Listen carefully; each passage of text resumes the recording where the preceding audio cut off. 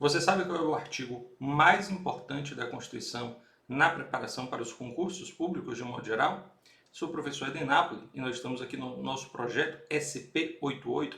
Você sabe, são 88 dicas até a prova objetiva da Polícia Civil de São Paulo no cargo de delegado. Bom, sem sombra de dúvidas, seguramente o artigo de maior relevância para a disciplina de Direito Constitucional no âmbito dos concursos públicos é o artigo 5º.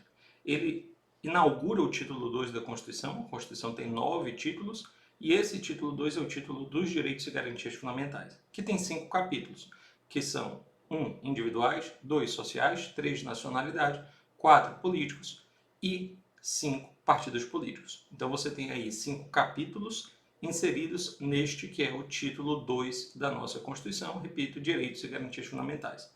A primeira coisa que você deve atentar é: existe diferença de direito fundamental para garantia fundamental? Porque o nome do título é dos direitos e garantias fundamentais.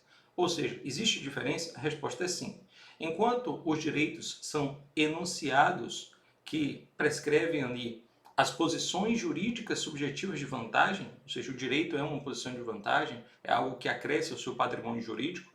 Do outro lado, a garantia ela vem a ser identificada como instrumento. Seriam ali as garantias dos instrumentos, as ferramentas que vêm no sentido de proteger, assegurar e efetivar os diversos direitos fundamentais, sobretudo em caso de violação. Então, seja no caso de uma ameaça, seja no caso de violação, a forma para que você possa salvaguardar os direitos se dá através das garantias. De nada adiantaria ter um plexo de direitos se não houvesse, por outro lado, em igual medida, um conjunto de ferramentas, um conjunto de instrumentos que fossem aptos a viabilizar a proteção, segurança e até mesmo a efetivação desses direitos. Bacana?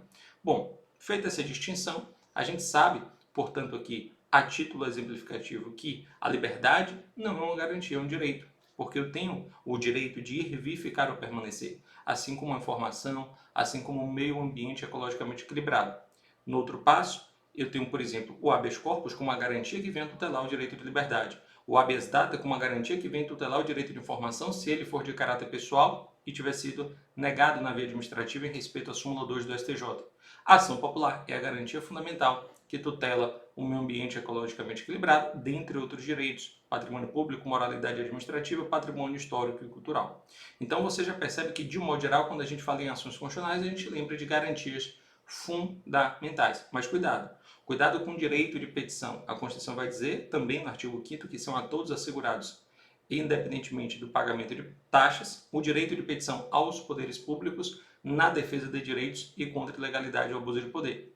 Bom, pelo nome você poderia ser induzido ao erro. Direito de petição, você responderia intuitivamente, é um direito, já está dito, mas não é. Porque, veja, é garantido o direito de petição contra a arbitrariedade e na defesa de direitos, ou seja, se é utilizado na defesa de direitos, esse instrumento é, portanto, a ferramenta é uma garantia fundamental que vem também a tutelar posições diante de ameaças ou violações propriamente ditas. Bacana? Então, muito cuidado com isso. E a gente parte para o caput, a cabeça do artigo 5º, que é ali, com certeza, que inaugura esse capítulo 1 dos direitos e deveres individuais e coletivos.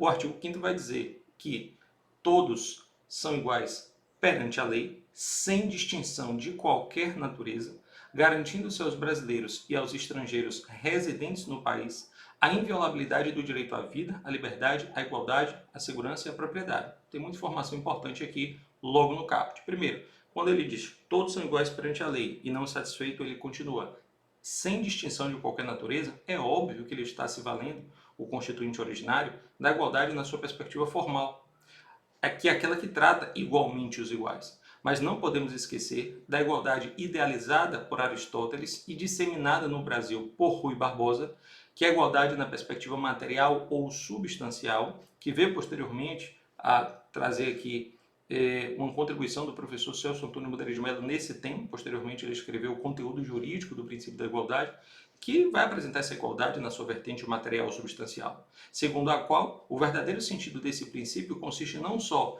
em tratar igualmente os iguais, mas sobretudo em contemplar, em aquinhoar os desiguais na medida de suas desigualdades. Então a Constituição ela consagra uma igualdade formal, mas a gente sabe que o operador do direito ele aplica com base na igualdade material quando assim for necessário.